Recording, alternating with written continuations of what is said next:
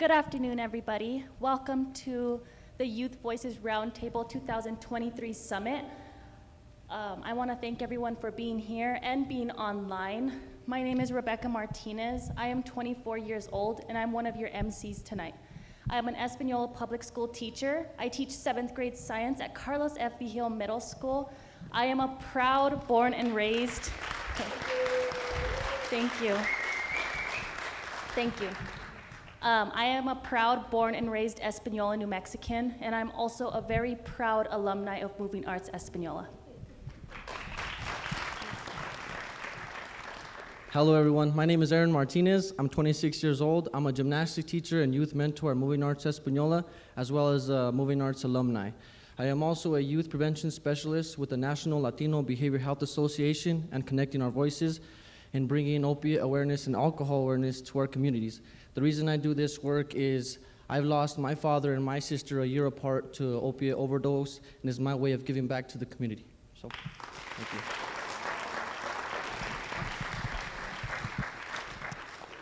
I'm Natalia Backus, and I'm impromptu at this event. Thank you guys for having me. I'm a licensed substance abuse counselor and a student in social work. I'm 21. I have been was a student at Moving Arts from 2 until 12, and I taught music here from 12 till 18. And I'm privileged to be here. This is a very important event, especially as we listen to our youth who have the best recommendations, because they are the future, and there's a lot of trauma that needs to be healed. Thank you.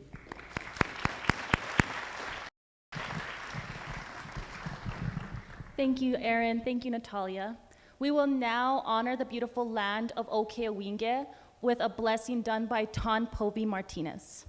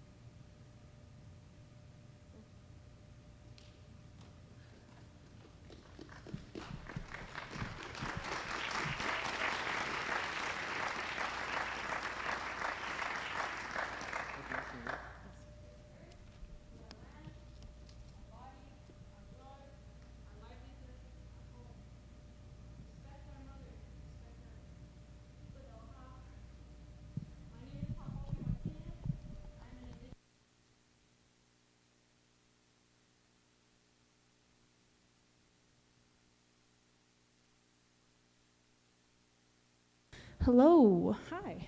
Okay. Thank you for your kind applause. My name is Ton Povey Martinez. I'm an indigenous Pueblo woman from San Ildefonso Pueblo. I am a 4th-year university student at Loyola Marymount University in Los Angeles.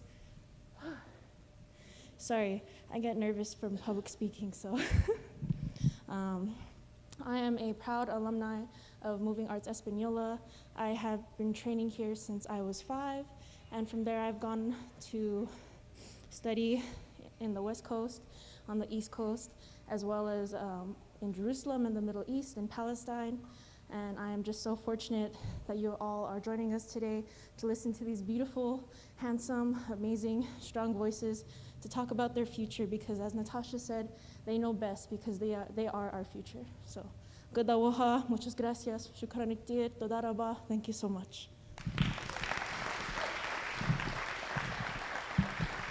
Thank you, Tom Povey, for that beautiful blessing and your wonderful words of wisdom and love. Now, everyone, I would like to introduce our own New Mexico State Senator, Let me introduce our New Mexico State Senator and leader of District 5, Mr. Leo Jaramillo, and our own Roger Montoya, the founder of Moving Arts Española.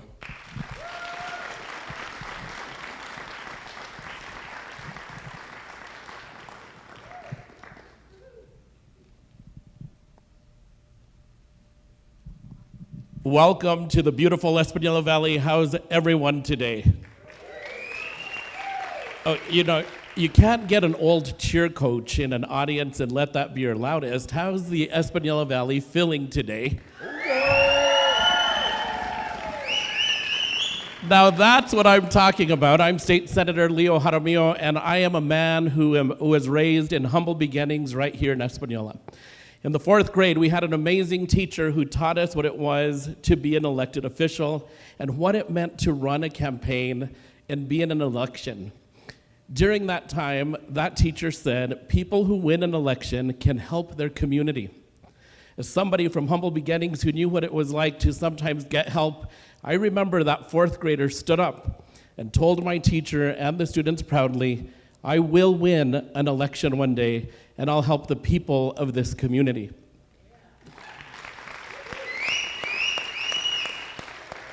That dream became a reality, and it has been an honor of a lifetime to represent Española and northern New Mexico in the Roundhouse, to speak up for people who sometimes feel they don't have a voice. The students behind me have been working with me for more than a year. Together, we met and connected. We connected just not as people from this valley, but of people who want change, regardless of our ages. That things need a change in order for Española to move forward and to heal. And to these people, I want to tell you, you young people are amazing, and I know that the Valley is going to be in amazing hands when it's time that I pass on, because your role as leaders is one that I respect and I honor, and I'm excited to be here with you today. Thank you, Roger, for having me. Muchísimas gracias, Moving Arts Española. I am happy to be here. Thank you. All right. Thank you all and welcome. I have to give props to my life partner in work as well, Salvador Ruiz. We could not do this without Sal.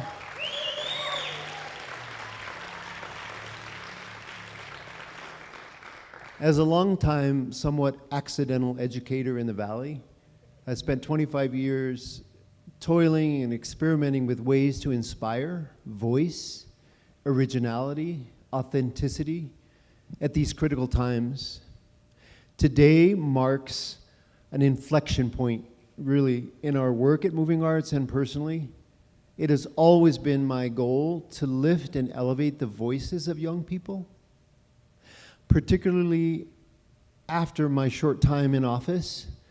My key frustration was that the policies we make and pass and fund and implement and hopefully measure and make better rarely or too often do not emerge from the people. They're made from a top down. We may have the best intentions as lawmakers, but today's event, the Summit Youth Voices 2023, is expressly that opportunity for our young people to experience, reflect, craft, and deliver their recommendations on par with some of New Mexico's most seasoned and beloved legislators, Representative Andrea Romero, Senior Senator Jerry Ortiz Pino, my dear friend and amazing mentor, Senator Linda Lopez, and of course, my partner in crime up in the north, in the Roundhouse and out, Senator Jaramillo. So, thank you. That's all I have. I'm going to give this back to our youth MCs. Que disfrutan. Muchas gracias. Kundawaha.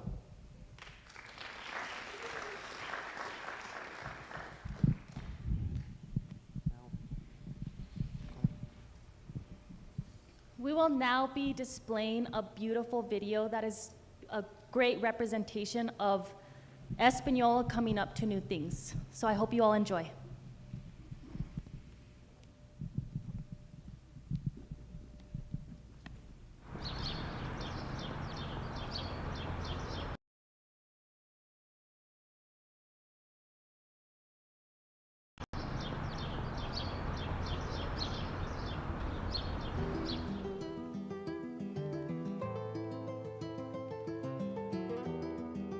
This is one of the best museums you will find in northern New Mexico. It's a fabulous building. Everything in here is original.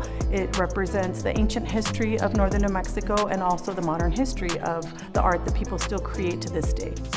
Good morning. My name is Edith Brown. I'm here at the historic Bond House on the Plaza de Española. We don't forget our history, but we're looking forward to the future.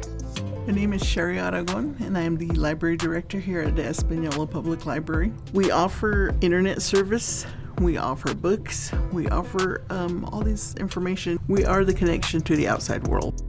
Española is an amazing place to do business. Anything is possible here because of the amazing support of our community and tourists alike.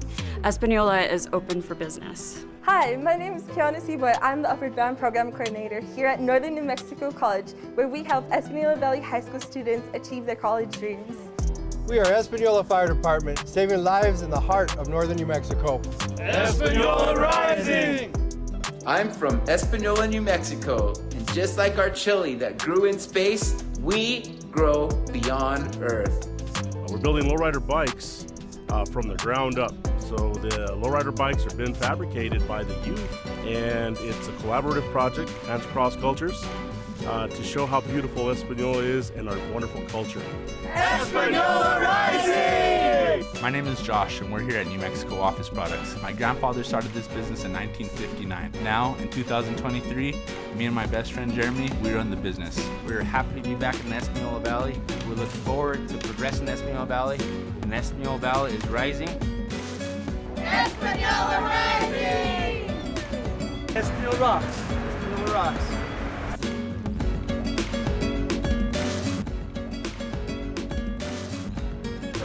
Welcome to Little Taco. We love Española and we love to serve our community.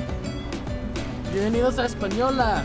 Come aboard the Blue Bus. We'll get you where you need for free and fast. Hello, I'm Peter Trio with the OK Hotel Casino. There's no other place like this in the world. It's heavenly, it's gorgeous, it's breathtaking. This is a beautiful place to have a business, to raise a family. This is our land, this is our heritage. We have beautiful people here, beautiful traditions, the ditch, the sequias, the farming, the chile, all that goes into the murals. We have to put it down in these murals to show who we are, to show the next generations of kids that we have to be proud of. Some of the best artists in the world have come out of here, Española. Hi, I'm Roger Montoya. I am the creative director and one of the co-founders of Moving Arts Española. Española is a magnificent place to live and work. Moving Arts is a safe haven where we cultivate the spirit of creativity for young people.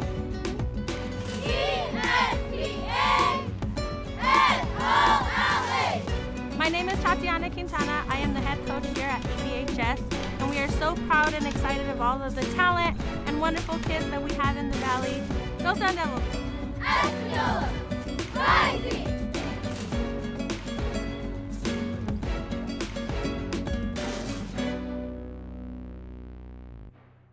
Hope you enjoyed the video, everyone. I thought it was beautiful when I first saw it.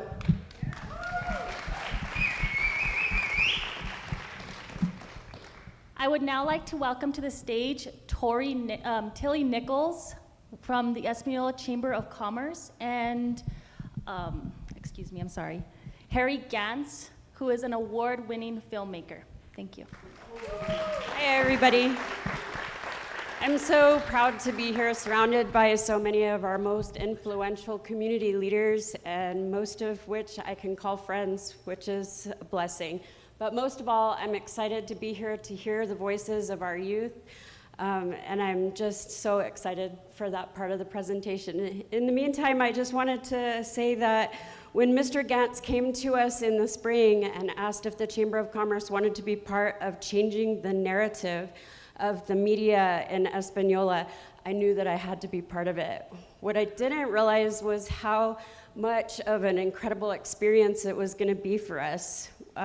Going through all these places and meeting all these people and arranging for this video shoot was one of the most amazing experiences I've had since I've been in Española.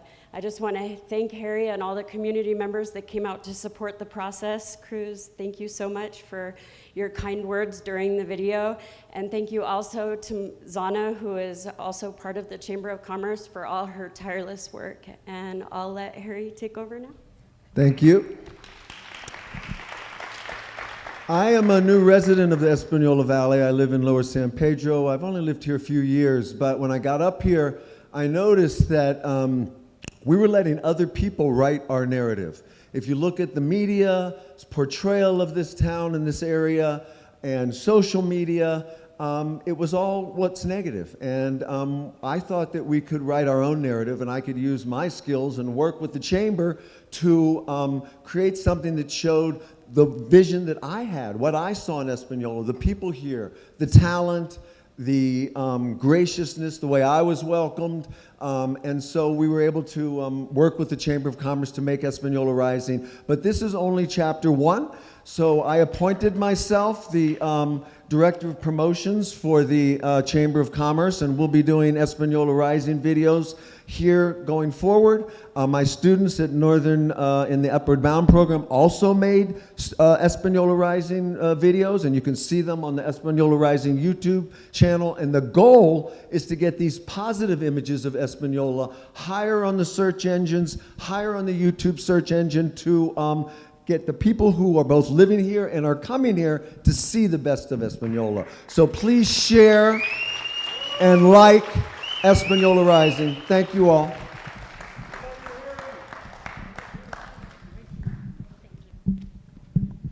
Thank you so much, you two, for your beautiful words and for that amazing video. And thank you for a new narrative here in Española. And now, everyone, I would like to introduce to the stage and bring to the stage Mr. Christian Madrid, alumni of Moving Arts, and who was also in charge of the Pathways Shelter, and Mr. Roger Montoya.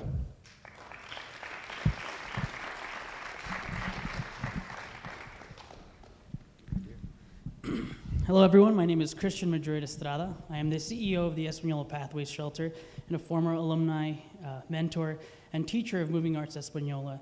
I'm so proud to be here today in front of all of these wonderful young leaders and our state representatives and senators, as well as these beautiful murals that are behind them. And what these murals represent is a feeling of hope, a feeling of opportunity, and kind of a new take on life. And the reason I bring this up is because these murals are going to be hung up at the Española Pathways Village, which is our transitional housing program for individuals that are coming out of recovery and are looking to establish themselves.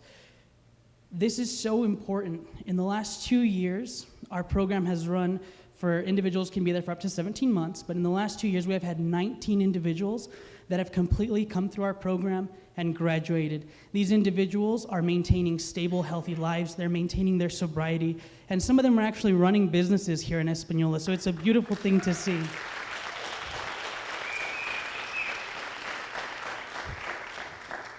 It's a great opportunity and a great honor to be in the position that I'm in, and also to be one of the co-founders alongside Roger Montoya, Ralph Martinez, and Christopher Madrid for the first ever homeless shelter, transitional, and recovery housing programs in Rio Arriba County history. Thank you.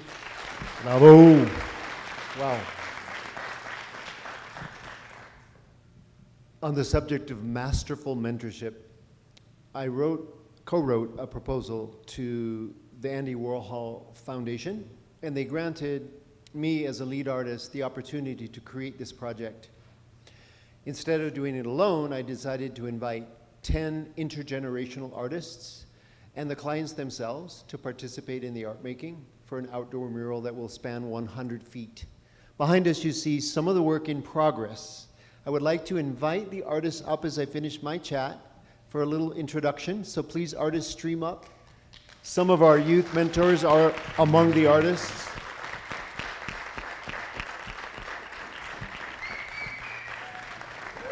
The title of the project is Hope and Belonging.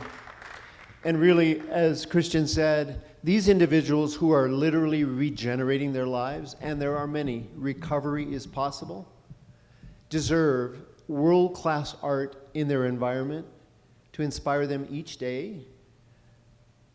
The wall that surrounds the soon-to-be garden, it'll be a hoop houses and a place to grow vegetables and flowers and herbs and remedios that are important to healing, will be these panels. So without further ado, please pass the mic and introduce yourselves, artists. Hello, everybody. My name is Elijah Valdez, and I'm an 18-year-old high school student at the New Mexico School for the Arts in Santa Fe, where I'm also from.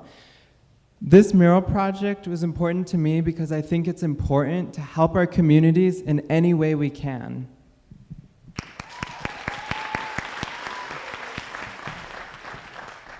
Good afternoon, everybody, and thank you for coming. My name is Cruz Davis Martinez, and I am a former alumni of the New Mexico School for the Arts and a current student of the University of New Mexico. For my piece, I really wanted to center it around the notion of cultivation and really being able to inspire the people who come through the Pathway Shelter to be able to cultivate ideas in their communities, cultivate their pathways, and really just to be able to cultivate their livelihoods. Thank you.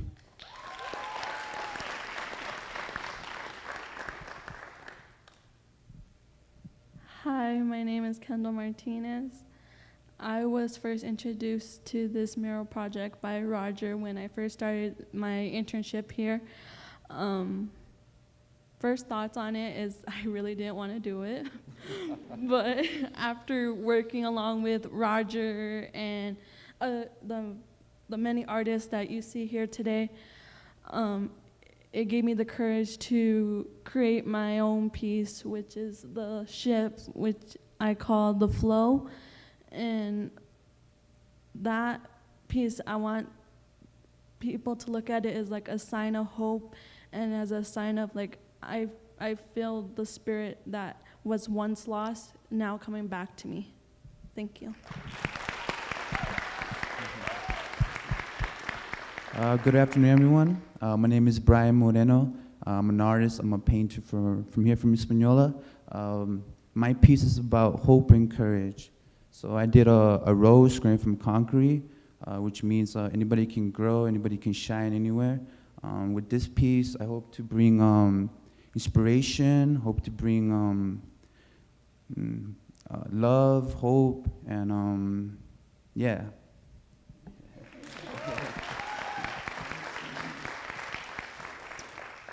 Hi there, my name is Galen. I came into moving arts at the beginning of the summer, and I talked to Roger, and I became a visual arts instructor here for the summer and part of the mural project as well. And it's been such a pleasure. I'd like to thank Roger and Sal for making this happen. It's been lovely. My piece is about, it's the one right behind me. It's about new beginnings and change and accepting change and just having something beautiful to look at. I used barbed wire in my piece. I like the idea of kind of barriers being torn down and mangled and things growing from decay, and that's what I honor in my piece. Thank you.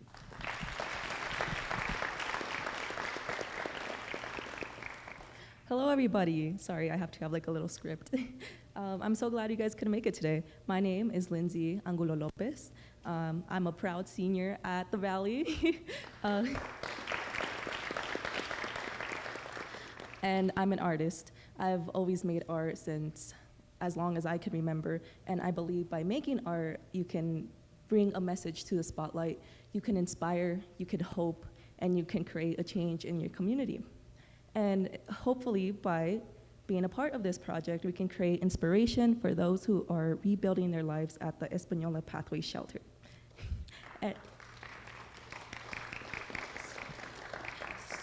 So when this opportunity came up, I just knew I had to be a part of it. When Roger told me I was gonna do a panel and the message behind it, I instantly thought of a strong flow of water.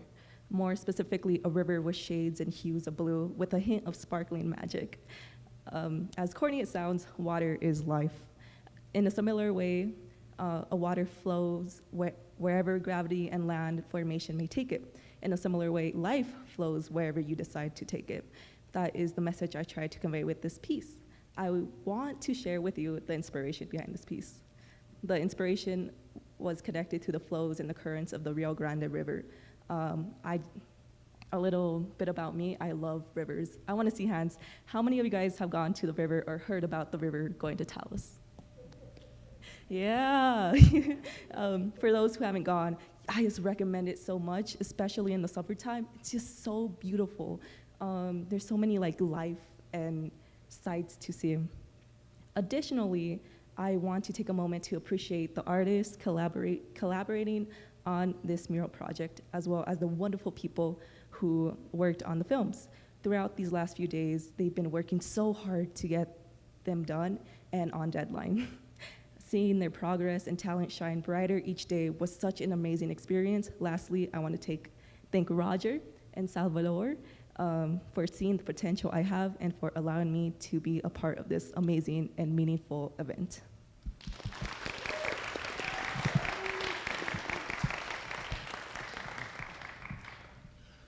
Hi, everybody. My name is Cruz Lopez.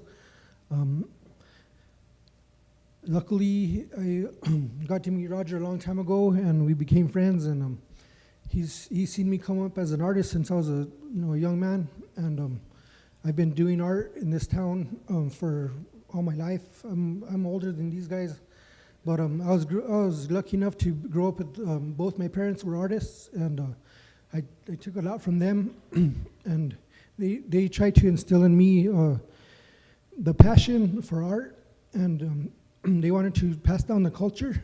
My dad is a santero, and he does wood carvings, and my mom does weavings, beautiful tapestry weavings, and they showed me all different kinds of forms of art, and I took it upon myself to be the one that came up and took over that. Now I'm the artist, and I hope to use my talent to express myself, and also to bring some hope and love with my art. I have a bunch of murals in town. I don't know if you guys have seen them, but my goal is to beautify this place, Española, and to show what can be done. Hopefully I can use my talent to make this place super beautiful and pass down the traditions just like my parents did for me. And working with Roger has been a great inspiration. He's such a great man, and so is Sal. And they've kind of gave me a place here to work and friendship, and it's super cool to be able to share with the up-and-coming generation of artists and to work with them together in the studio here. It was amazing. It was great energy, and they gave me a lot of inspiration. And I'm still not done with my piece. My piece is in there. If you guys want to check it out, it's in progress. I took on a little bit more than I could chew, but it'll be nice once it's done. Thank you, guys.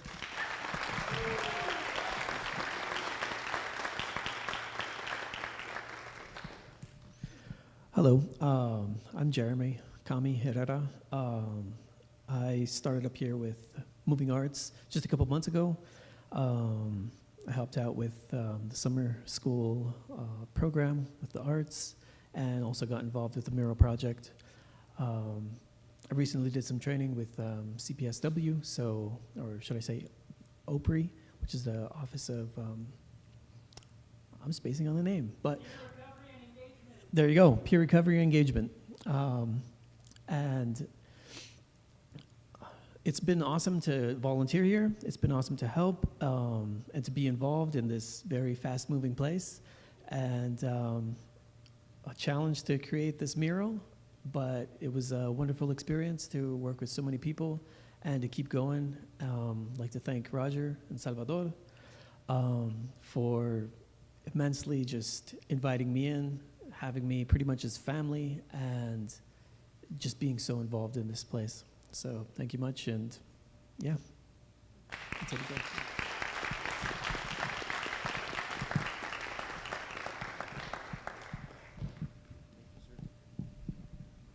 Beautiful.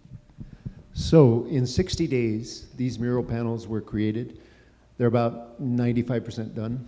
We're going to spend one hard week, get them ready.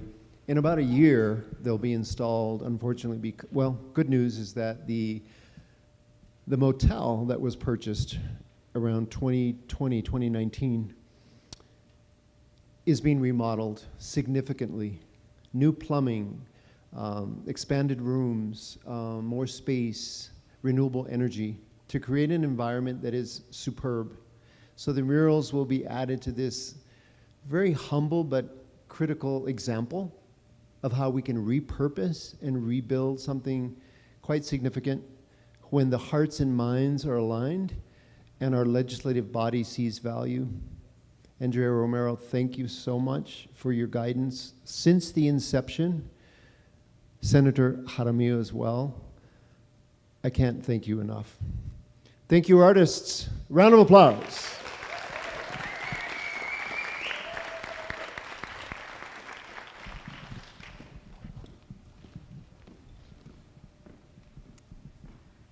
So I'd like to thank the artists one more time, acknowledge their beautiful work because it is just breathtaking. Thank you. I would also like to talk about another program that Christian and I had the pleasure of being invited to yesterday. We worked with a beautiful program called Generation Justice, and we got to work with some amazing youth up there. It was a real privilege to work with this large group of individuals who have taken a commitment. It's a 13-month program where these students are in this fellowship where they learn from subject matter experts on various different topics that affect not only social determinants of health and behavioral health in our community, but all these other aspects that policymakers and lawmakers have to deal with when creating policies. So it was a really great experience, and it was so fulfilling and exciting and inspirational to see more young leaders that are kind of taking these initiatives to become change makers in their communities. Thank you, Christian. I would like to welcome Roberta Real and Barbara Ramirez, which are their two leaders. They are going to be joining us on Zoom. Thank you.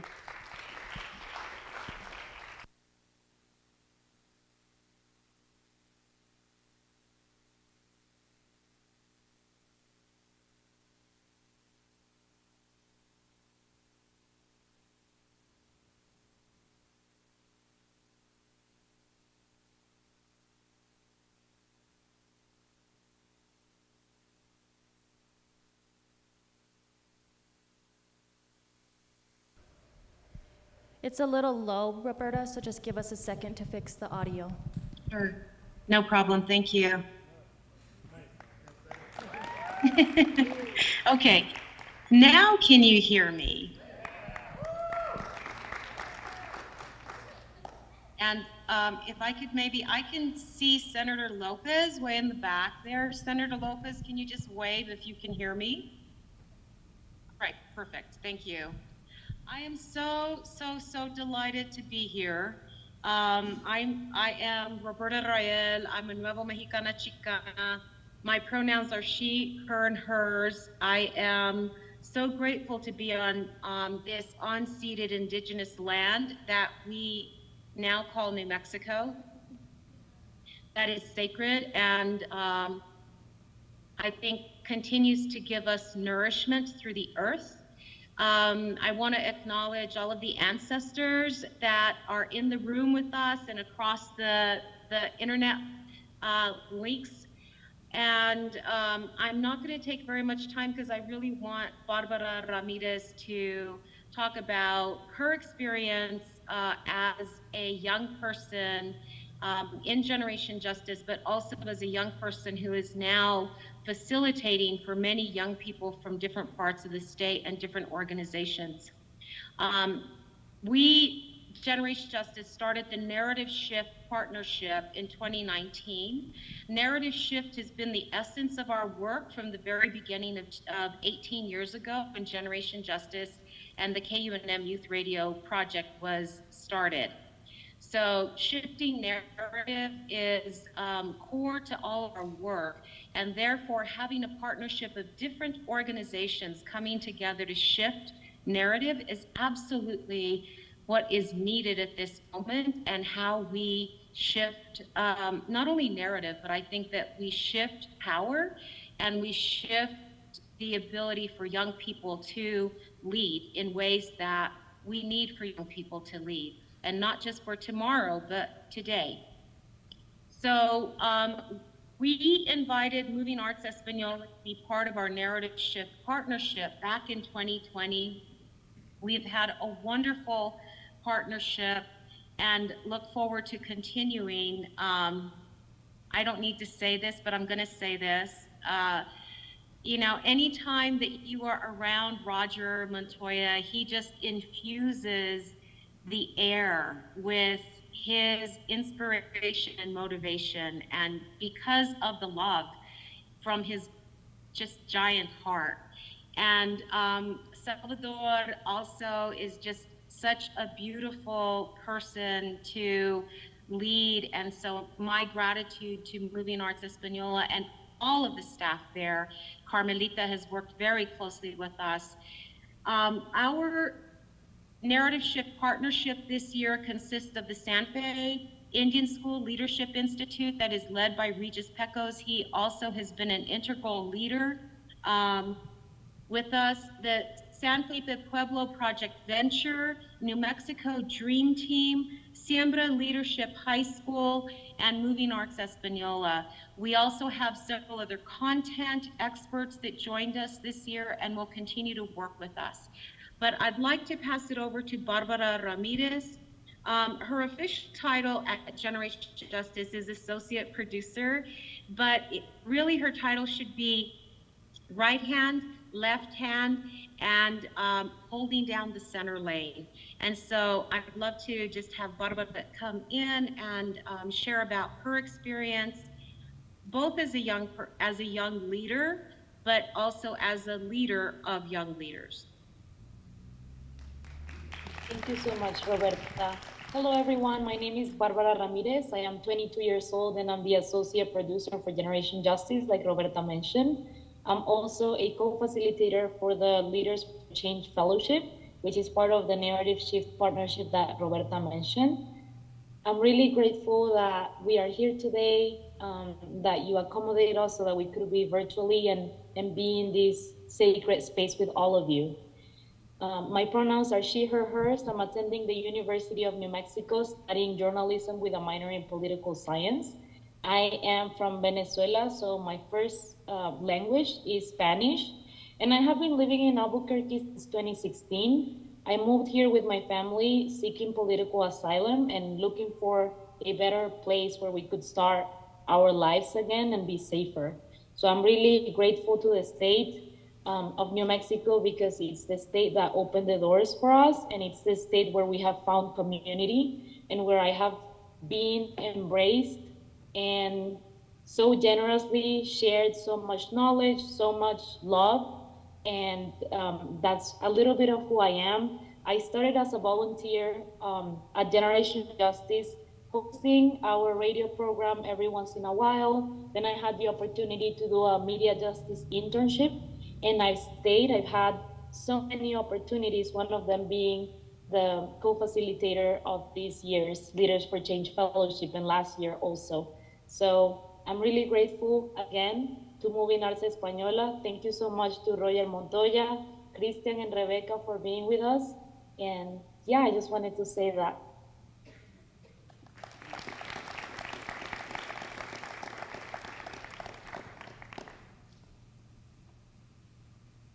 Barbara, do you want to add anything about what it's like being a young person leading other young people, and any of the highlights for you or lessons? Yes, of course. I'm the youngest of 3 sisters, so I've always been used to having my older sisters lead and be the leaders in my family. And with Generation Justice and the fellowship, I have had to be that sister for other young people from 15 to 20 years old. Some of them are my own age, but in this role, I have had to take leadership and share everything that I have learned and give it to them so that the knowledge and the love and the cariño can go on from generation to generation, from youth to youth. I never thought that I would be like in this role in my life because I've always been more introverted and very shy, and having the opportunity to be in a leadership role where I spent this whole summer leading and running the Zoom meetings that we had, making sure that we were following the agendas. And so I feel really empowered that I have been trusted, and it just inspires me to keep going and doing more in my life. And a little bit more about the fellowship. We have had the opportunity to bring experts to teach young people about vaccine equity in New Mexico, public health, and different policy issues that the young people themselves told us that they were interested in learning about and doing something about, like the climate crisis that we're living in, gun violence and gun safety in New Mexico, and other issues like education, healthcare. So it's been a privilege to be part of this whole partnership and fellowship.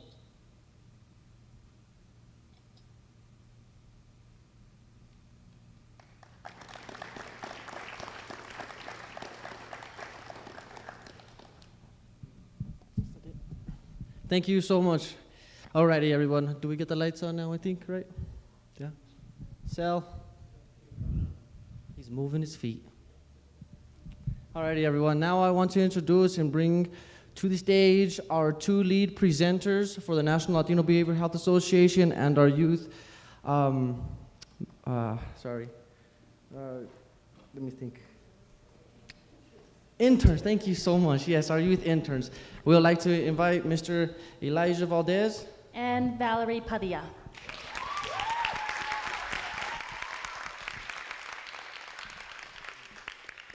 Hello, everybody.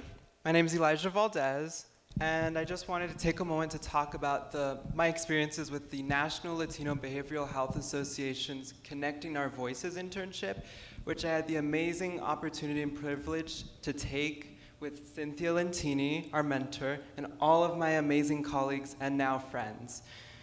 So during the time at our internship, we spent several weeks creating video PSAs on substance abuse and prevention, and we also had the amazing opportunity of visiting the Roundhouse, talking with state senators, state auditor, and we even ran into the governor.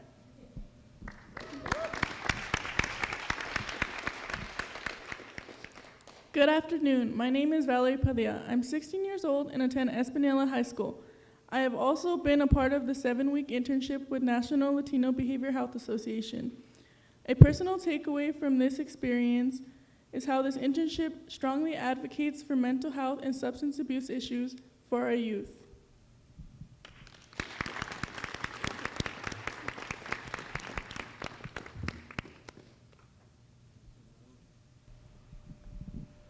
We will now have Elijah and Valerie's and the rest of the cohort's mentors speak a few words. Cynthia Lentini.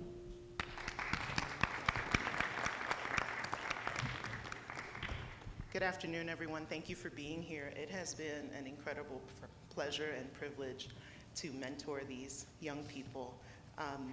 I think I get more out of it than they do because they inspire me every day to continue doing what I'm doing and to continue this fight to improve the narrative and improve Española. I am the child of immigrants, so I'm a firstborn citizen of this country, living in Brooklyn, New York. That doesn't make it a home. So I never knew what it was like to have a home and have culture and have family until I came here. And that's one of the beautiful things about this valley is how easily it embraces people. And I was able to have a family that I chose, a family of my own choosing here in Española. And I want to take all that life experience that I've struggled with, because we all have, and put it to something positive and share my experiences with our youth. And maybe, just maybe, they won't have to have the same struggle I did, and I may share that lesson and they can avoid some of the dings and the bruises that come with those life lessons. It is also a privilege to try to enhance our workforce here in Española, and that is the purpose of this internship, is to build our mental health workforce from within. Who would know better what our struggles are than those who are living it?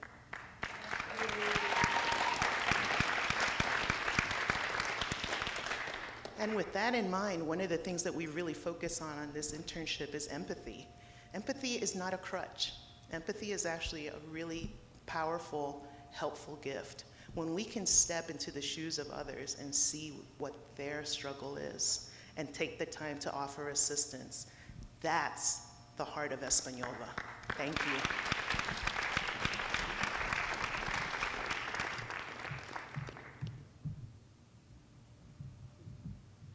Thank you, Cynthia, for your beautiful words and all your hard work with the interns and what you're doing in this community. Really means a lot. Thank you so much.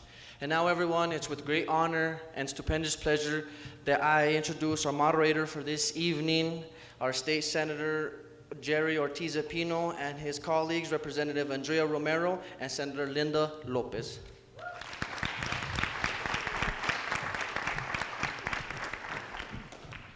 Well, thank you very much. And I had a chance early this summer to spend a couple of hours with the interns, and I can't tell you how impressed I was. They're very articulate, incredibly focused and mature, and the artwork is only part of what they've produced, because I understand they've also done some PSAs that we won't be able to see today, but that we anticipate being able to show to our Legislative Health and Human Services Committee so that they can get the content that you all have been working on later this fall when it becomes possible to see those PSAs. We hope to see them. My job was to let you know a little bit about what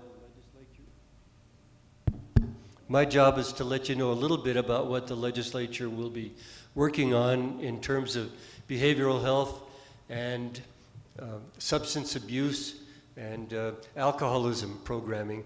And so I'll share with you very quickly what I think it breaks down to.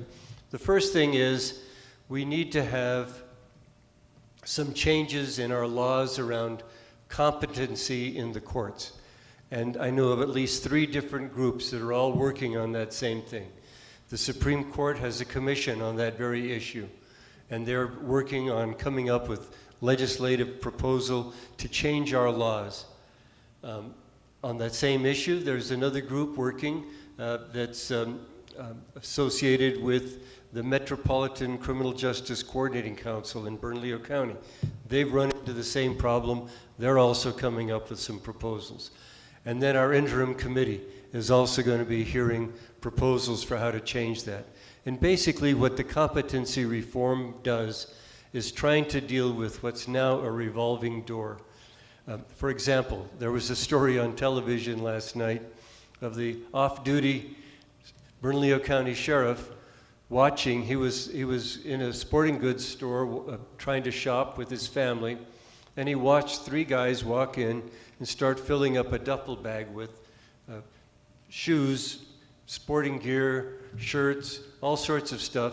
And he went over to them and says, you can't just do that. You can't walk out of here with that merchandise. It's against the law. And they said, so what are you going to do about it? And he said, well, I'm the sheriff. I'm going to arrest you. And 2 of them just immediately dropped the bags and bolted. The other guy took a swing at the sheriff. He pinned him to the ground, held him there, had the store call 911, and his deputies came and they arrested the guy. The guy they arrested has been arrested 12 times in the last 3 years for many of the same offenses. He freely admits he's a fentanyl addict. They asked him, where do you get fentanyl? He says, what, are you crazy? You can get it anywhere. And every time in the past that he's gone to court, he's come before the judge. His addiction makes him incompetent in the eyes of the court, and they've had no recourse but to release him because those have been petty crimes, not enough to... Now we've changed the law, and in his case, he could be held because the total value of what he picked up is more than the felony limit, so they will be able to hold him. But the point is, he doesn't need to be in jail, he needs treatment. And that's what the competency reform would try to do, is find a way, while still preserving individual rights, to get somebody into treatment when they're not voluntarily looking for it. That's the trick. And we have a revolving door now with guys coming into court, not being found competent, the judge has no choice but to release them. He gives them information about programs where they can get help, but it doesn't do much. So that's the first thing we're going to work on. The second thing is access to behavioral health services. And we really don't have enough behavioral health professionals in the state to make it possible for everybody who needs care to get it.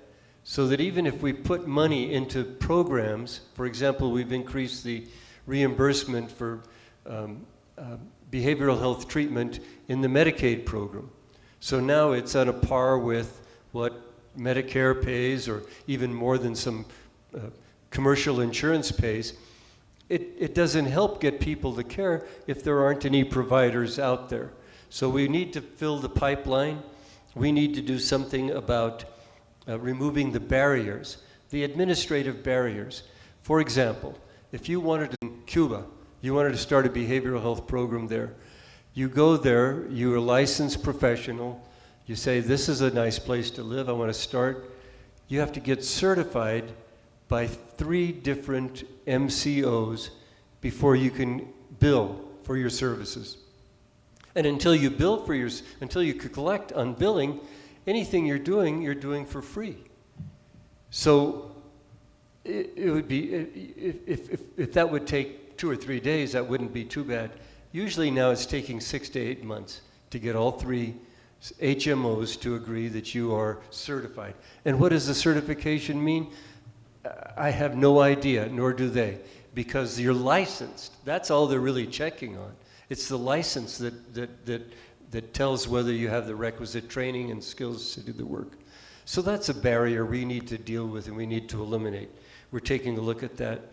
We're taking a look also at startup costs. So if you started, until that certification and the money that it would free up starts flowing, how do you pay your rent? How do you pay the secretary that's helping you? How do you pay for the lights and the insurance and all the other costs?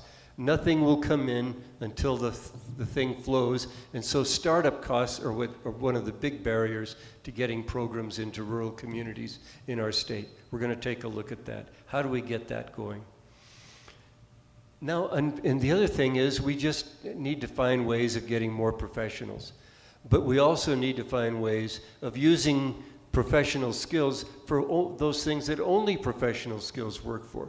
And what we know and what we've heard demonstrated here is that peer counselors can do a lot of the work in the behavioral health field. And that's,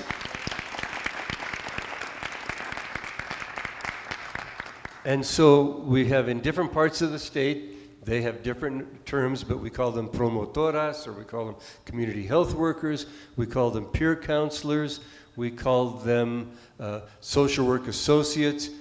These are people who may not have the bachelor's and the master's degrees, but who have the real life lived experience and who can immediately create rapport with the people they're trying to help, and so they have credibility. And that includes licensed drug and alcohol counselors, because LADACs are the backbone of our alcohol and drug treatment program statewide, and we just need to find ways of getting more of them licensed, trained, licensed, and certified so that we can begin dealing with the problems that grip this state. One of the things the legislature is going to do is ask or we already have, and we're going to get the report this fall, what would it take for every college in the state, community college, branch college, Northern, Highlands, every single college in the state, to offer programs for getting more peer counselors, community health workers, and LADACs into the pipeline. Only then will we have a chance of dealing with our problems.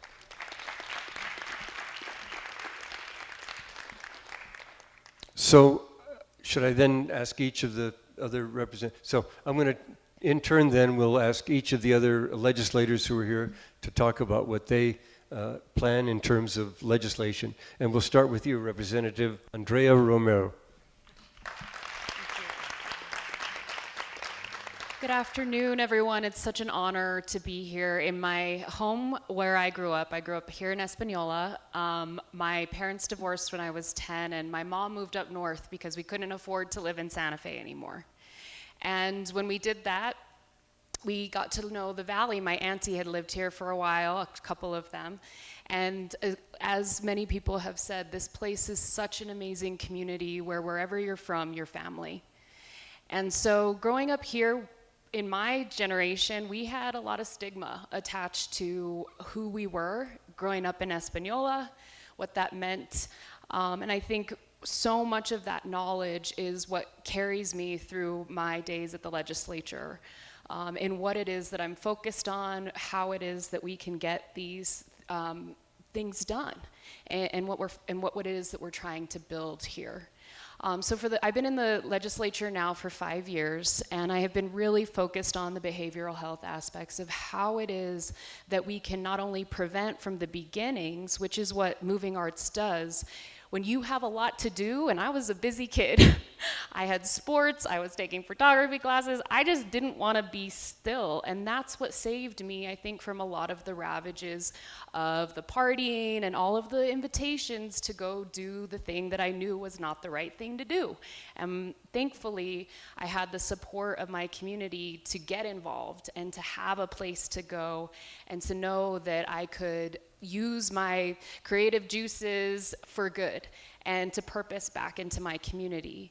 And that's today what holds me up, I think, with all of these folks here, all of you amazing people who are doing that today.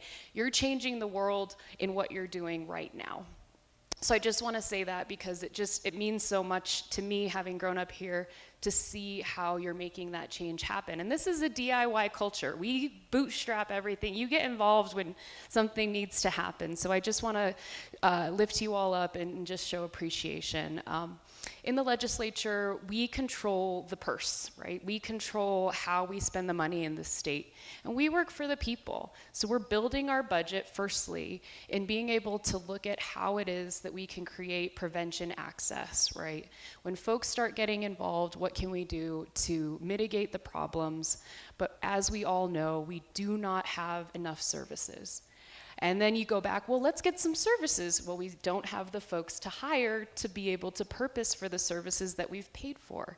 So where do we get the folks to do that? Well, we need to create the training programs.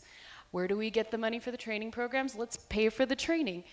Who are going to be the trainers to train? So, you start unpacking the things that we need, and you all know this, and then you go back and back and back to the very foundations. So we've been doing this for the 5 years that I've been in the legislature, truly focused on preventative access, building a behavioral health system that many of us in the time that we've been in office, were rebuilding, unfortunately, what a previous administration had completely knocked down.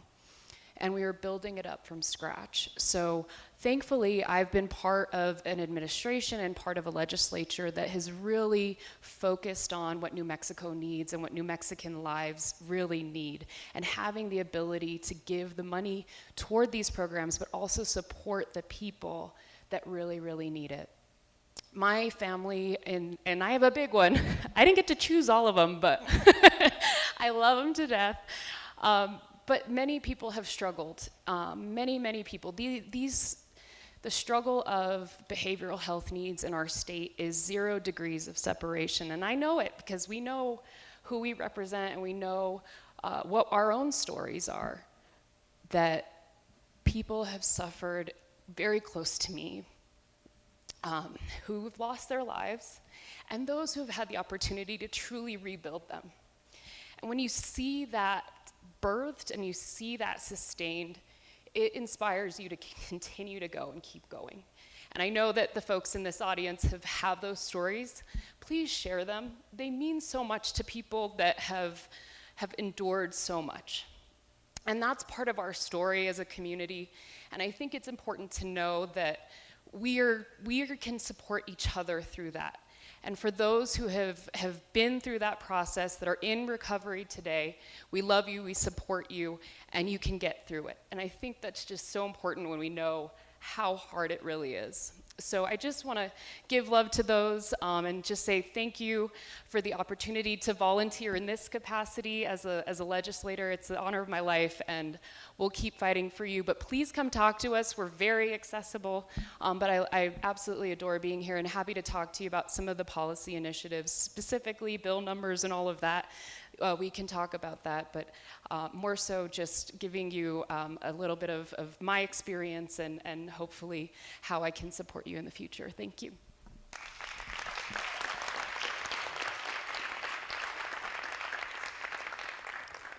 Thank you, Representative Romero. And next we have Senator Linda Lopez, who's a longtime advocate for behavioral health issues in the State Senate. No, thank you very much, Senator. Muchísimas gracias por estar aquí con ustedes esta tarde. Linda Lopez, I do come from Albuquerque, representing the South Valley, and Senator Ortiz y Pino is part of the delegation, as we say. But I think everybody has roots in northern New Mexico, and I'll claim it also. What Senator Ortiz was mentioning about the work that we're doing on the Legislative Health and Human Services Committee, I have sat on that committee for over 20 years. I've been in the Senate for 27. So I've seen cycles come and go. The previous administration before our current governor, Governor Martinez, decimated everything that we had in the state of New Mexico with regards to behavioral health care. I remember sitting at the old Lovelace Hospital in Albuquerque when the report came in, what was being done, you know, how money was taken out of our state, services from persons who came in from Arizona, used our people, used the money and left. And we were left without nothing. But what I believe and what I've seen here today, what I saw yesterday, and what I see around in many other communities in our state is the resilience of our people. It's what do we come from?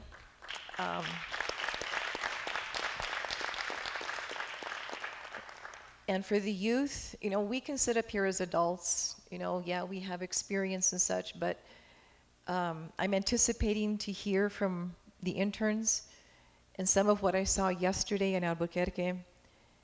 I know there's hope. And you are not future leaders, you are leaders now. You are leaders now.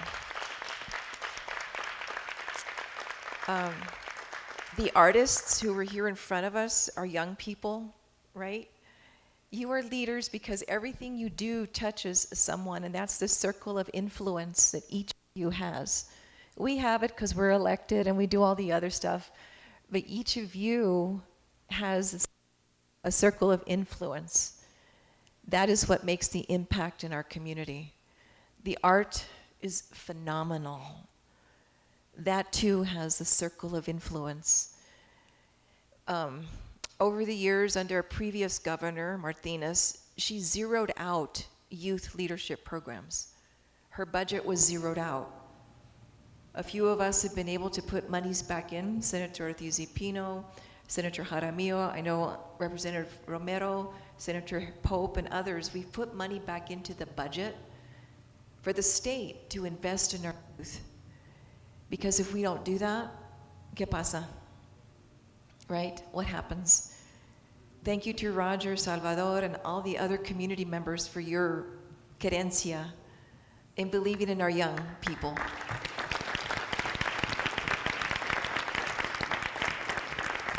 This is what has to happen because it helps the mental health status, but it also teaches us as young people and as lawmakers, policymakers, whether it's in the legislature, city council, county commission, the governor. All of us as legislators and policymakers have an impact, but it's young, our current future, our leaders who need to educate us. Because we're only here as good as you are. Remember that. Thank you.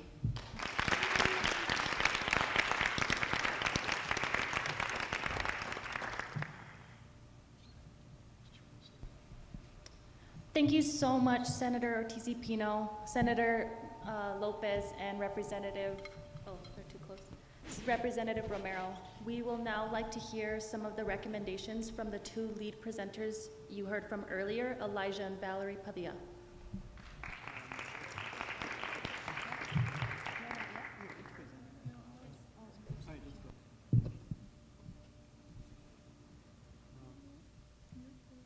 Hi, sorry about that. So we will be starting with Valerie and Audrina.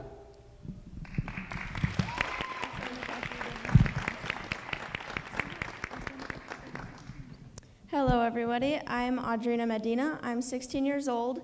I live in Chimayo, New Mexico. I'm an upcoming junior at Española Valley High School.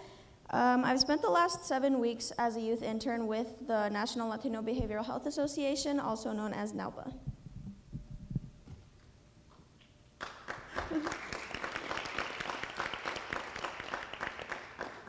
Hello again. As you may have heard, my name is Valerie Padilla. Valerie and I have come to you all today to share our vision for more teen centers for our local youth. We feel that this could make a truly major difference for our community, and we hope that you enjoy our recommendation. We have 3 teen centers already: Moving Arts Española, YMCA, and Boys and Girls.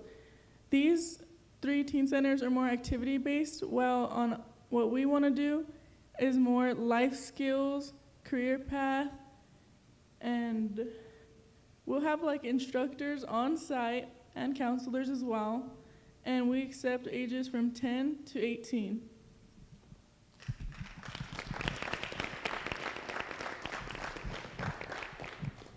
This facility would also be a place for our teens to grow comfortable and just truly understand what mental health truly is. It's often an overlooked topic, whether it's cultural or just something we're not taught, but it truly is overlooked, and as NALBA interns, we have gone over courses to become teen mental health aides, and it's really helped, I'm sure, all of us in our own way. I feel that courses like this could be really helpful to students that attend this facility. We thank you for your time and attention.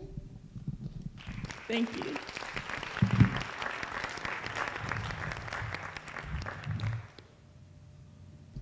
Hello, I am Luca Martinez. I am 18 years old and live in Angel Fire, New Mexico, but I have strong family roots here in Española.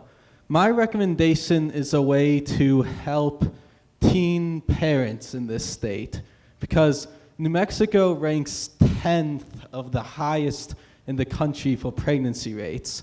This mixed with the fact that New Mexico consistently ranks at the highest of child poverty and at the lowest in education in the country means that these teen parents need help.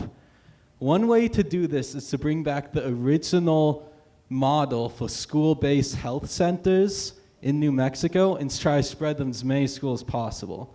School-based health centers in Mexico first came to be here in Española 25 years ago by Dorothy Montoya. Some of you may know her better as Dottie.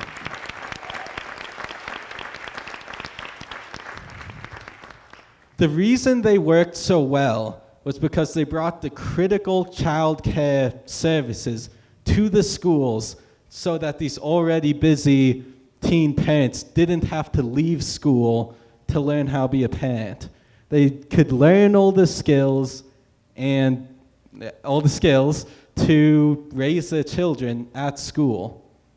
Sadly today, the model has changed a bit, even with us having a little over 80 school-based health centers in New Mexico. They do not all follow the same model Dorothy made 25 years ago. So my recommendation is not only to try to get as many of these school-based health centers into schools, but to do the same model back in the day that helped so many people, so that these teen parents today can claim their future. Thank you.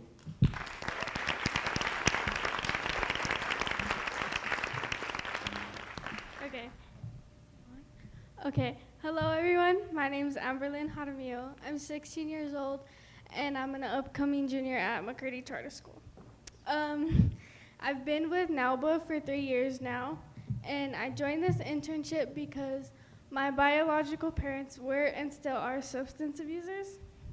So when I was 3 years old, my aunt and my uncle got guardianship over me, and I've been with them since. Last year on January 8th, 2022, my biological father passed away due to substance abuse. I fell into a really bad depression, and I started going to therapy. With that being said, for my recommendation, I have, since not all parents or guardians have the money or health insurance to get their kids into therapy, I feel like if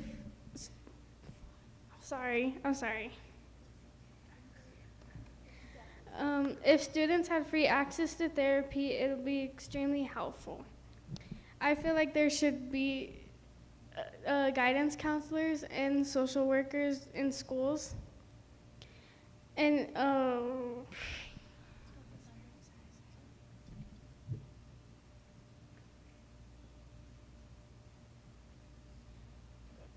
okay. Students who, I'm sorry.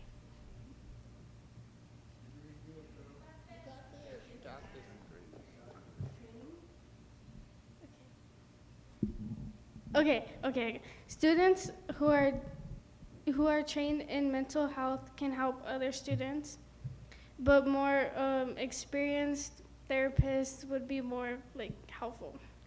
One possibility is to teach young youth how to run a support group.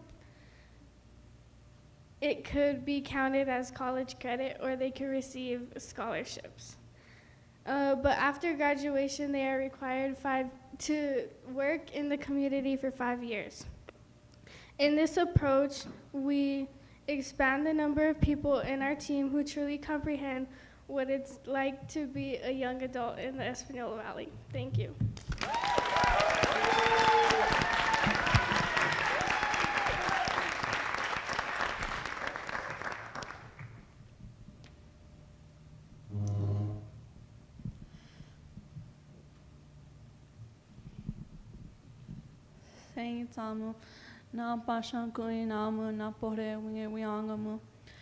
Hello, my name is Kendall Martinez. I like to go by Sky. I am 17 years old. I am from San Ildefonso Pueblo, and I'm here to talk about mental health and the support that it lacks. Within my personal experience, mental health has been ignored by school staff. School staff have lacked the time and patience to sit down with teens / students to discuss what they may or may not be feeling during the time that they are occurring at school or at home. I have experienced school staff tell me that I was being overly dramatic, and what I was feeling wasn't valid, and it wasn't a big concern, and that there was more things to prioritize than dealing with a whiny teenager that could be just going back to class and sitting down and doing her schoolwork like she's supposed to. This statement alone shows that we as a society don't have enough people that are willing to sit down and listen to our concerns. My recommendation for improving access to behavioral health and therapy would be having trained adults / young youth within schools, and to have them to sit down and listen to what we as teens are dealing with at school, at home, or wherever we are located at the present moment. Thank you for listening. Kutawaha.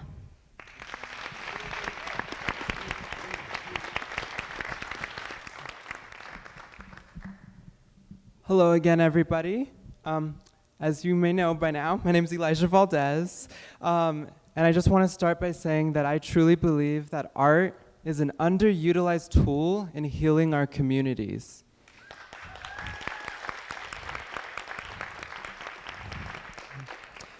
My recommendation is to implement an art-based workshop.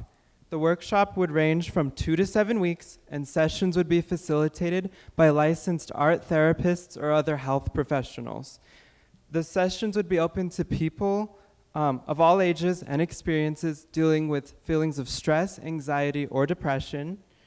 In a similar model done in England, the results were drastic. Upon doing an evaluation, they found that there was a 71% decrease in anxiety, a 73% decrease in depression, a 76% increase in overall feelings of well-being and happiness, and a 69% improvement in feeling less isolated and more socially included. To start, I think it would be important to look at any already established art-focused programs, such as Moving Arts, and launch some sort of study to figure out what's working and what's missing, and then go from there and launch a program that would hopefully expand statewide. And that's my recommendation. Thank you.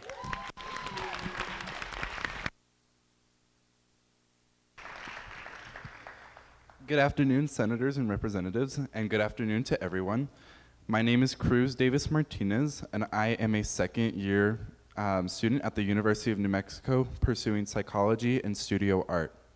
Before my time at university, I was a student at the New Mexico School for the Arts, where I also pursued art over there, in addition to a program called Natural Helpers.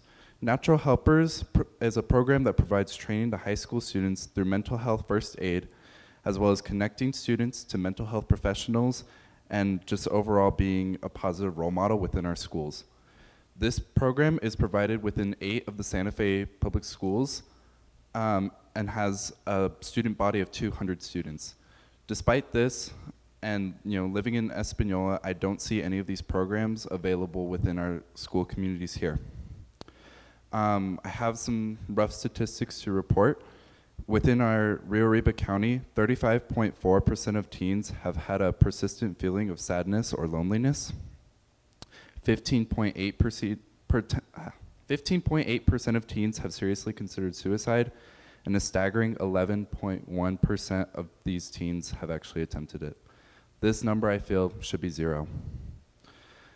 By implementing the Natural Helpers program within our schools, we'd be able to help out our 22.4% of under 18 years of age student population by helping to have students confide in one another as opposed to turning to substances or alcohol abuse.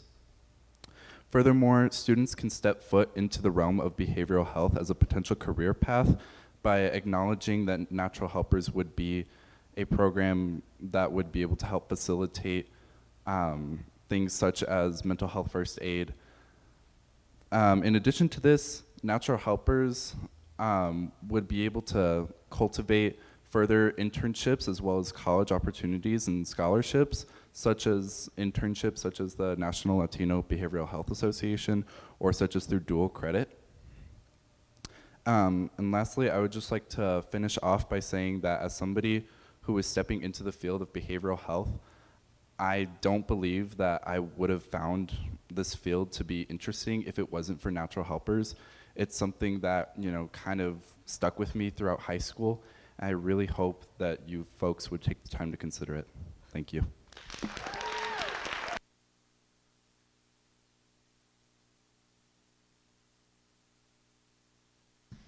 Good afternoon, everybody. My name is Kayla Aguirre.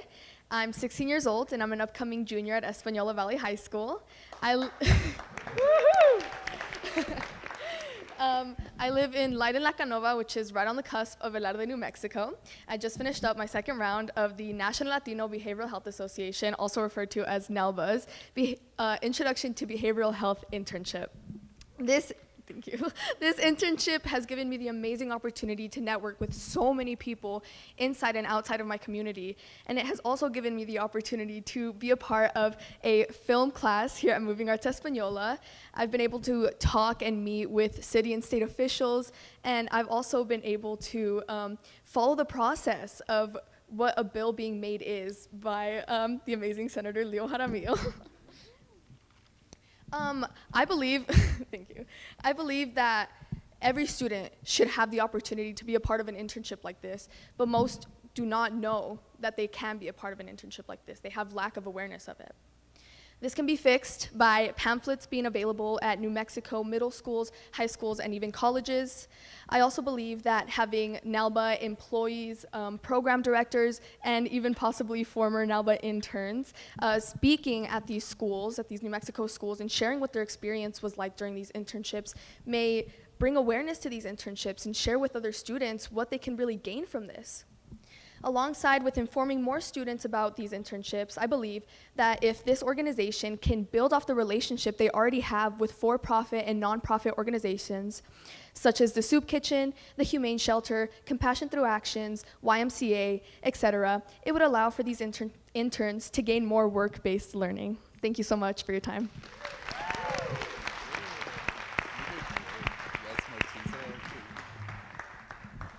Hi everyone, my name is Martiza Vigil. I'm 18 and I'm from Española, and I just graduated from Español Valley High School, class of 2023. Thank you. Next month I'll be moving to New Mexico Highlands University for the fall semester to study secondary education for history. And the past 7 weeks I've spent my time being a NALBA intern, and it's been a lot of fun. So one of the things that we've done is we got certified in teen mental health first aid, and it was cool because mental health is something that's really important to myself and a lot of youth in this community. My recommendation would be more internships like ours in the Valley. It'd be for high school graduates or high school seniors looking to go into the field but still might be unsure of going into the field of mental health, like being a psychologist, a therapist, social worker, those kinds of things. The purpose would be the students that want to pursue the job would get hands-on personal experience without having to commit to picking a major if they're still unsure. As I said earlier, it's really, really important. It's really important to and for youth mental health in this community. If the internship does keep their spark and interest, hopefully in the next few years, it'll help with schools being understaffed with mental health care workers, and the student will want to come back to teach in the Valley. I know I definitely want to come back and teach in the high school. Some of the benefits, both personal and professional, would be it helps the student get their foot in the door for other potential jobs or internships, and it also helps with creating or adding to a resume for college students doing work study. The final recognition from this internship would be, instead of the student being paid wage for their services, they would be rewarded a $1,000 scholarship to the New Mexico college of their choice. Thank you.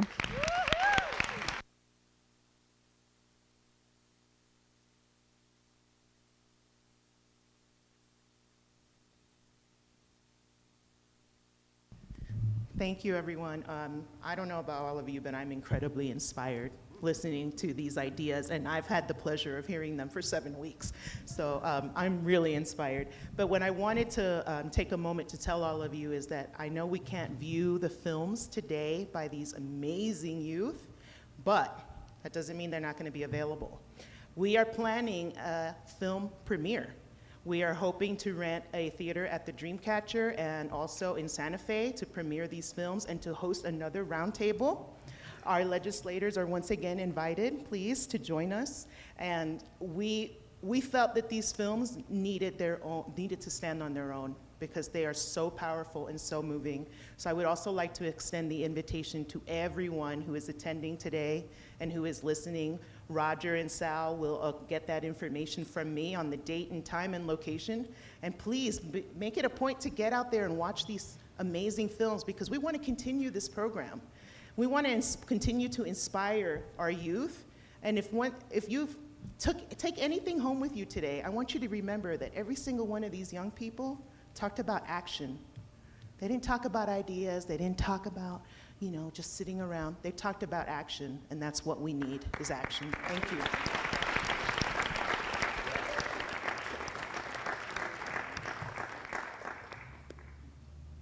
Okay, I think next we go to an opportunity for some Q&A with the legislators asking the questions and the students answering them, right? And the audience too. I thought your ideas were fascinating. Some great possibilities here. Certainly, I took some notes, and I don't know exactly where to begin. Let me start by saying the idea of a art. What do we call it? Art mental health clinic, or art mental health center, or a place where we wouldn't necessarily label it mental health, but it would be a place for a student center where art could be available. Could we combine some of the ideas? It sounds like some of your ideas really could be combined. The center would be a kind of a drop-in center where after school students could go and participate in art. Would that work, or do you see some barriers to that? Why don't we start with you? Okay, I will say that definitely I also did notice some overlap with some of our ideas, and I think that would be like an excellent way to like start the work and to really combine our ideas and like see them through. I think that would be a great idea. I don't know what my fellow friends think of that, but I would say so.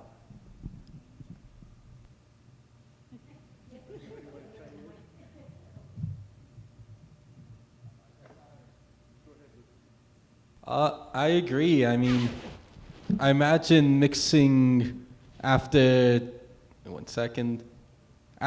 learning how to take care of their child, these teen parents could also maybe blow off a little steam by painting what makes them happy, or maybe painting what makes them angry, just getting the emotions out by therapeutic painting.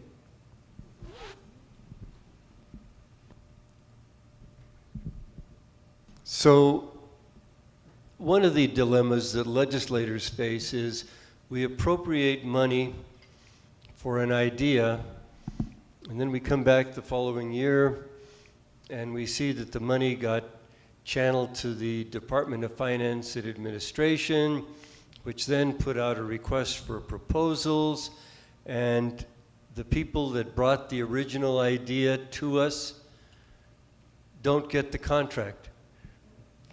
Either they didn't submit a proposal, they didn't recognize the proposal when it was published because it sounded so different from their original idea, or somebody else has a better grant writer and got the actual contract to do it.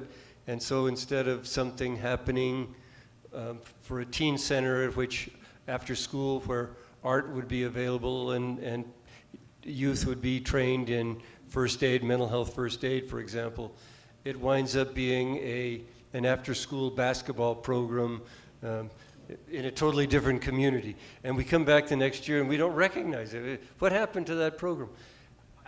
Where do you see the best place of putting the money for something like this so that it would really reach the youth that need it the most?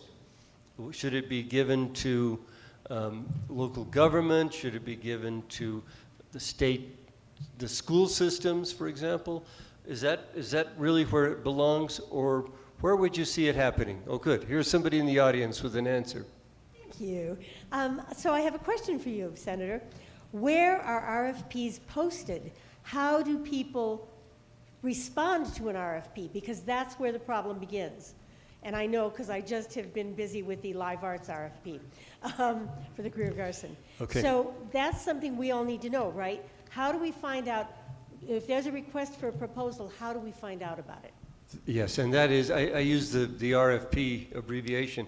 I should have made clear, request for proposal. When the state wants to issue a contract, if it's over $50,000 or 70, I think now, they have to put out a public notice that there's this money available, and for the next 30 days, if you're interested, you should send in a proposal. And here are where you get the specifications. most of those are published on the website of the department that issues the RFP. So the request for proposal. So that's one of the big barriers, that we have these ideas, but it's all done in terms of jargon, and it's done through a system that the ordinary person on the street doesn't necessarily have access to. So that's where something like Moving Arts, for example, where I assume you monitor those available RFPs regularly to make sure that nothing comes up that you've missed that you might have been able to get financed with. Now, for something like the Natural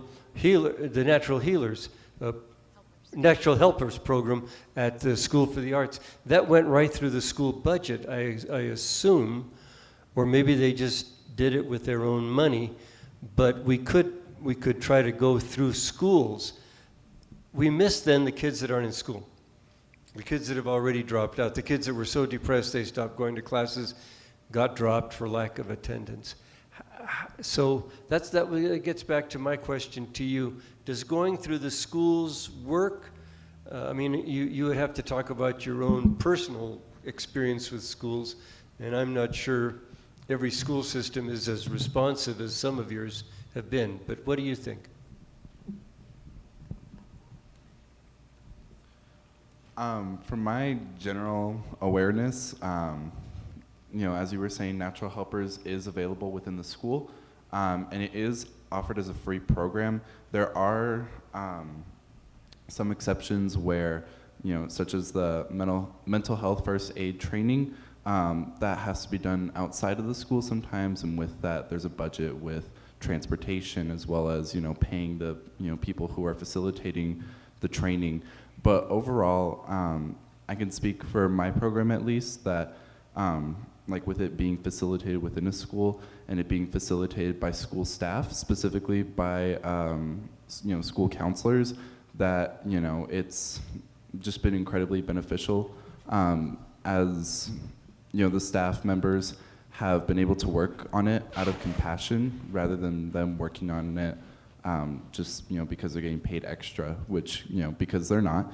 But we've had staff members such as counselors, as well as just like a couple of other teachers as well, who have been a part of the program and who have just like I said, out of compassion have been acting for it. But to sum it all up, that my specific proposal would be incorporated within schools as a free program. Okay, good. The internships, though, probably couldn't be done through the schools. How do you see that possibly happening? And maybe thinking of the health clinics, where the art would go on, maybe the student interns could help be the staff for that clinic. They would work there, training their peers, and also just providing help with some of the art projects. But I don't know if how would the schools be the ones to pick who got to be interns? It seems like that's almost like the National Latino Behavioral Health Association would be the ones that would have to do, or some group like that. And how would we get the money to that kind of group for such a program? So for my recommendation, I heard about this internship outside of school. I did not hear from it at school, so that's what I imagined it to be when I thought of my idea. But maybe like incorporating it in schools would be, like Kayla said, like putting pamphlets, so it's not through schools, but the schools are a possible place you could hear about it. Yeah, I have a question. Thanks for passing the mic. I think for just each of you, you called us to action about hearing voices and what it is that we can do to actually do this. So if you could just give me one thing, what I would love to see is that you help drive this forward. You have incredible ideas. Can you be the point person when we call up and say, hey, we want to follow up about the health centers, we want to follow up about training folks, we want to follow about the internship. What is the one thing we need right now, in your opinion, to move this forward to the next step so that we can actually galvanize support for this? What's the next hurdle or the next step to get this started?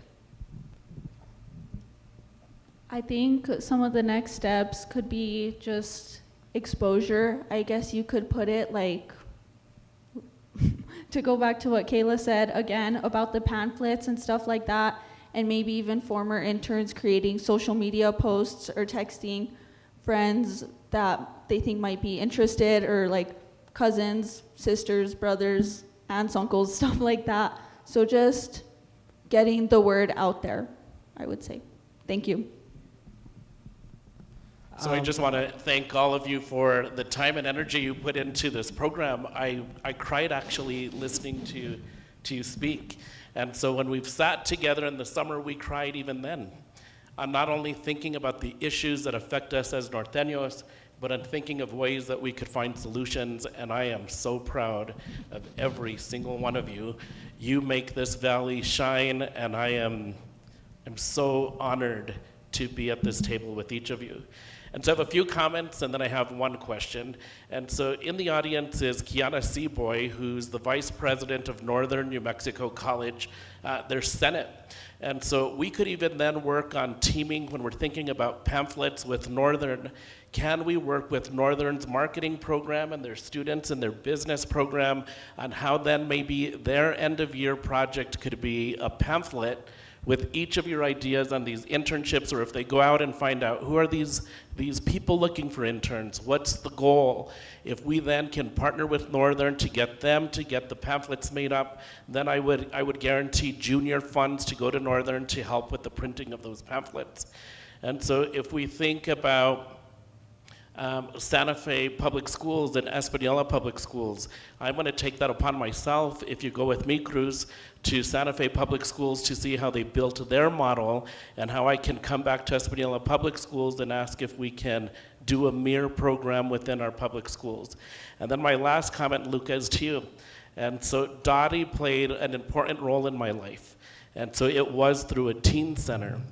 And so Dottie is who helped me come out.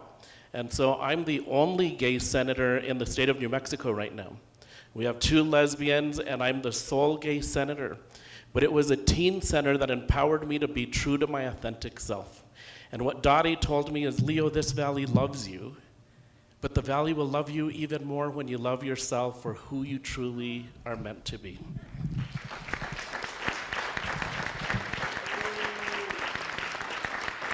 And so when I think of those original teen centers, you're right. And it's not just about helping parents learn how to be parents, but about gay students learning to be comfortable in their own skin and to lead people with pride by being their true, authentic self. So I'm thankful that you brought that up. And so I just want to thank everybody for what you've done. And so no question, actually, they were just comments and 2 forms of action that I'm going to take with Northern New Mexico College and with Santa Fe Public Schools.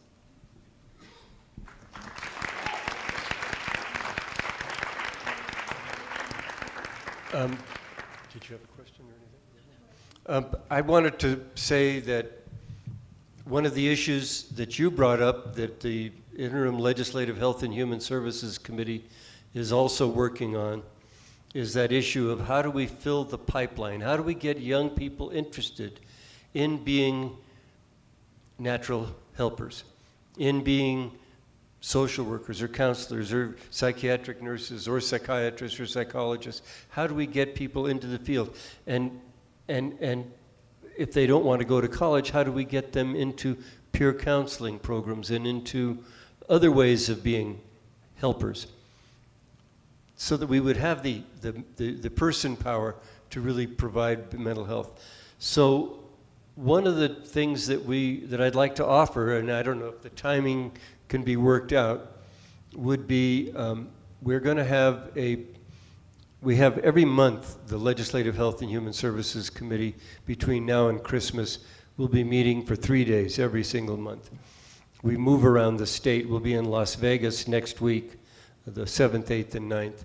We'll be in Albuquerque later, the last week of August, in Ruidoso in September, and Las Cruces in October. We'll be back in Santa Fe in November. And I'd like to offer, if we can work it out, time on the agenda for you all, maybe an hour block of time, for you all to come and make a presentation for what New Mexico needs.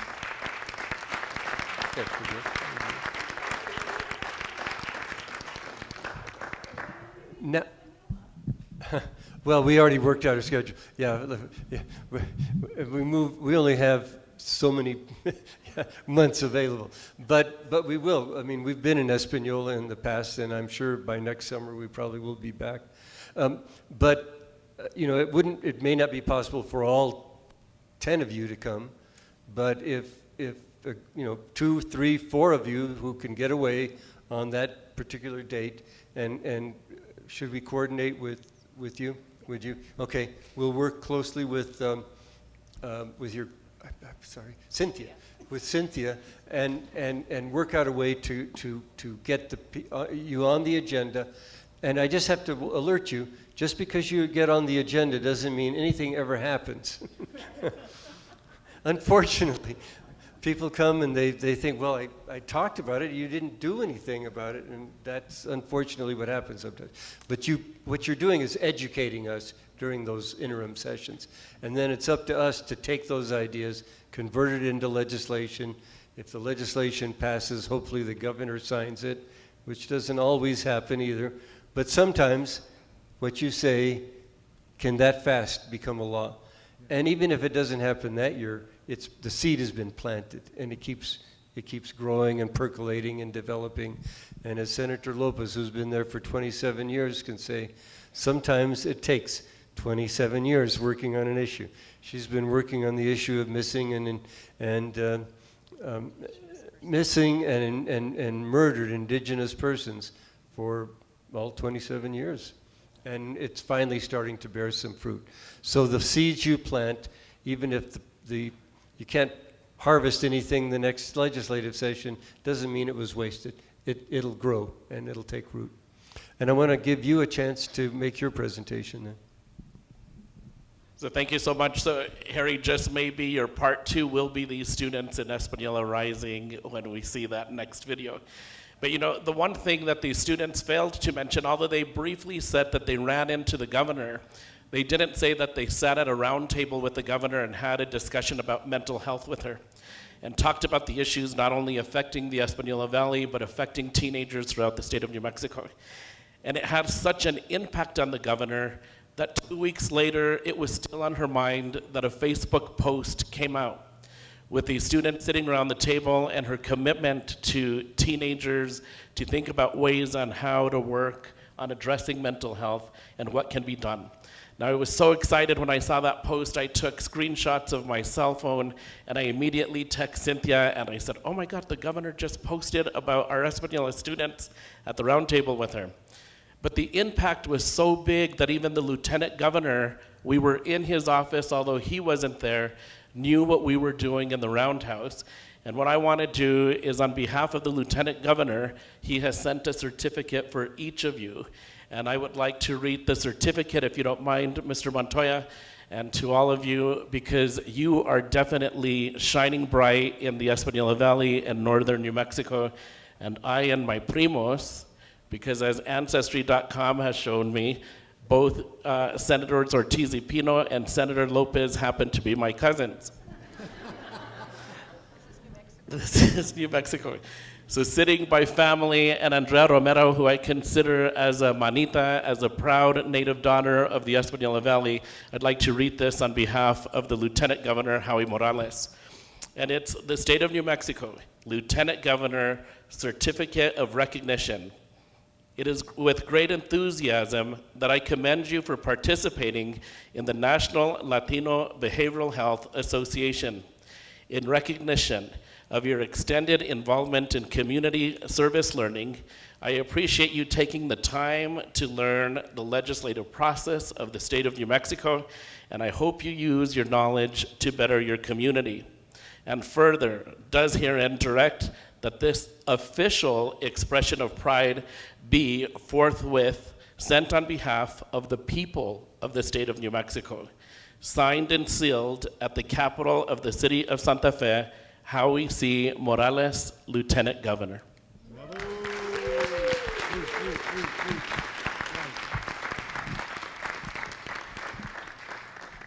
Chairman, thank you so much. This is a forum for youth voices, but I just wanted to insert that my not so secret wish of seed planting and germination was expressly what you said. Believe you, between Cynthia and I and others, we will ensure that a delegation with an even more cogent plan to present in November will happen in Santa Fe. And to Rosalia's point, we need to have some representation right here in Española, and we can host here, we can host at Northern or in one of the schools, that the direct voices of our young people are indeed heard and become the fodder, if you will, for bills that must pass. To that end, we have an incredible, remarkable person here to my right, Natalia Bacas, who has some clear ideas about workforce. So as all of the senators pointed out, one of the key issues is not just the fact that the services aren't available. It is also the fact that there's not enough workforce. And just as a general statement, I'm so grateful to hear that community health workers and certified peer support workers are being lifted up. I'm both. I believe that in those roles, I served a lot of purpose. I'm now a licensed substance abuse associate on my way to being a LADEC, and I'm a student at Highlands getting my master's in social work. However, here's one of the really critical issues if we want to have more people go into behavioral health and social work. You cannot practice with a bachelor's degree. Right now, New Mexico is one of the only state in the United States that offers, free college education. You can't be a therapist or a social worker with a bachelor's degree. In order to do that, you have to go get a master's. I'm getting my master's at Highlands. They're an incredible program, and they're very affordable. I still have to pay for it, though. And on top of that, I have to do a practicum. I don't get paid to do my practicum when I'm working for an agency. CYFD, the Department of Veterans Assistance, a couple of other places offer payment for participating in an internship, but it's very limited. So the one recommendation I definitely have is let's try to have more paid practicums and internships. The second, just as a quick thing, look up the salary of most public mental health and social work professionals, those who are not working in private practice, because getting to private practice takes a long time. I worked at the labs for 3 months because it was insufferable as a graduate research assistant and made $60,000 as a salary. Had to leave. I hated a cubicle and I hated not working with people, but I then transferred to a position where I was a case manager and started my journey to becoming a substance abuse counselor. I was making $35,000 a year. A social worker in Albuquerque, which is the highest place for a social worker to live and get paid, are still making under 70. Yeah, sure, you can combine that with a partner, but surviving on 60 to 70 is still challenging, particularly when the burnout rate of a social worker is higher than in most other professions, simply because we carry so much weight. I just started seeing individual clients. For anybody who hasn't done that, it is hard. You are sitting for 8 hours listening to a person disclose all of the most difficult traumas that they've ever gone through. I challenge you to do that for 8 hours. It's hard. And then when you combine that with being paid less than my brother makes as an employee at Walmart, that sucks. So, just as sort of, I know these are very large issues that have already been discussed, but as somebody currently trying to sort of get there, for somebody to be able to look up the salary of a social worker and understand that oh, okay, I'm going to be able to survive on that, would be very appealing. Thank you.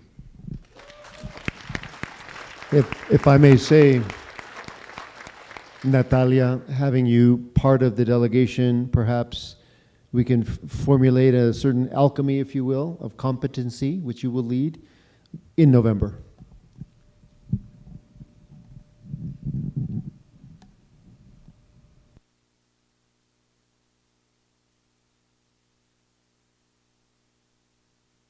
Yeah, every point that you made is one that we included in a bill this last year that cleared the first committee it was introduced in, which was the committee that I chair, and then it went to the Finance Committee where it was tabled and pieces of it got picked up, but then never did really get enacted. But we do have a couple of ways of getting money into paid internships. For public agencies, schools, state departments, health, early childhood, PED, CYFD, aging and long-term services, and corrections.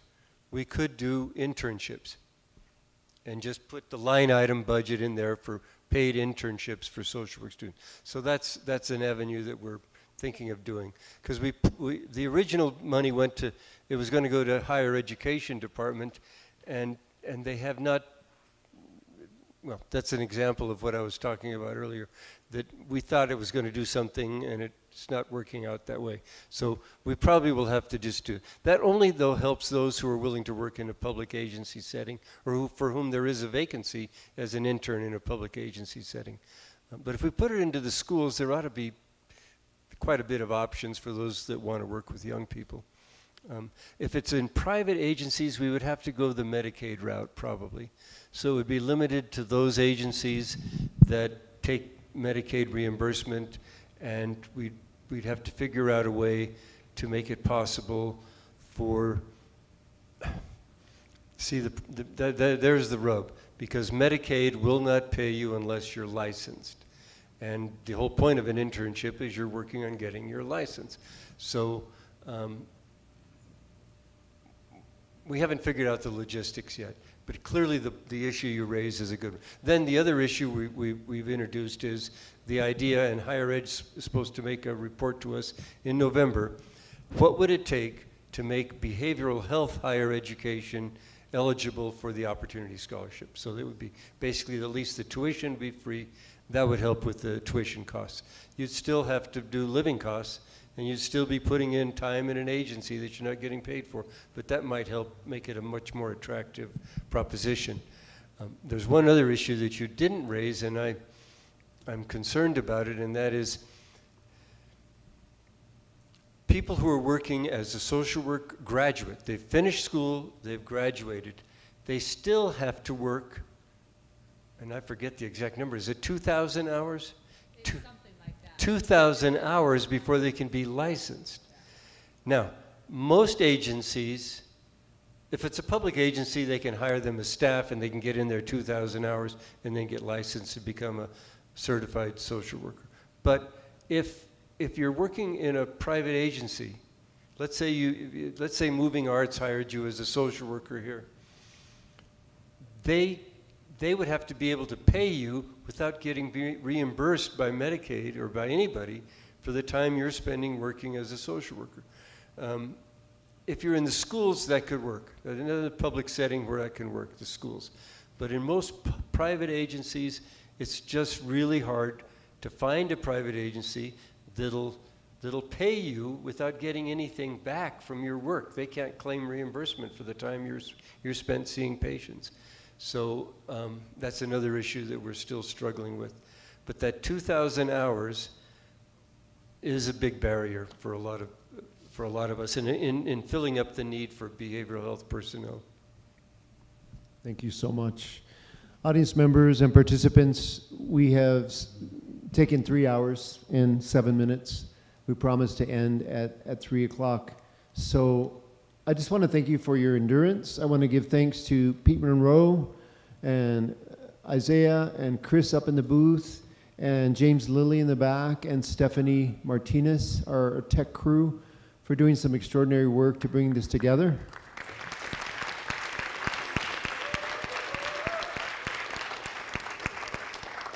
And just a little update as we close on the plans for Moving Arts Española. We have our board president is here, Linda Sebance. We have Elaine Hausman in the back. And we have Diane Martinez, our development director, who put together a lot of this stuff. Just recently, we developed something we call Bowie's Backstage, a launch pad for young adults. It is in part with our First State funding, thanks to a couple of you that are here, with Northern, to create bridges, literally, for dual credit. We're going to be serving, we already are, we have 59 students already enrolled, 14 to 25-year-olds and some beyond, who fall through the cracks, who don't see themselves in higher ed, who may not even see a future. It's intentionally targeting those gaps, on-site behavioral health services, career technical training, so that kids can feel comfortable, young people can feel comfortable to claim their future. So this cohort, and thanks to Cynthia and the National Latino Behavioral Health Association and Future Focused Education, I might add, who foot the bill for the interns via the partnership. That's what active collaboration means. And some of the best work is done at the grassroots. I served a short 2 years in the legislature. A lot of frustration kind of around the ideas. You get a great inertia and then suddenly you hit a wall, right? The bureaucracy, the levels, the Medicaid, becomes almost a downer, right? How do we keep that momentum going? My personal reason for returning to nonprofit is because we can activate, we can measure, we can see the results, however small scale, and hopefully inform policies that these elected leaders can really take and get behind and push over the finish line, then implement, then make sure it reached the driest places it was intended for, and that they are evaluated and replicated. That's the heavy lift of the political arena. But thank you, students, first and foremost. What inspiration. I sat there in the front row, proud like a father. And I know that Cynthia as well. You exceeded our expectations, each of you, in how you were able to learn, craft, articulate, and you're still growing at this very moment. So the future is bright. Española is indeed rising. Let's all rise in support of these incredible young people. Thank you. Muchísimas gracias a todos. Que viva Española y que viva Nuevo Mexico and all of the sovereign tribes that surround this glorious valley we know. Thank you. Have a great afternoon.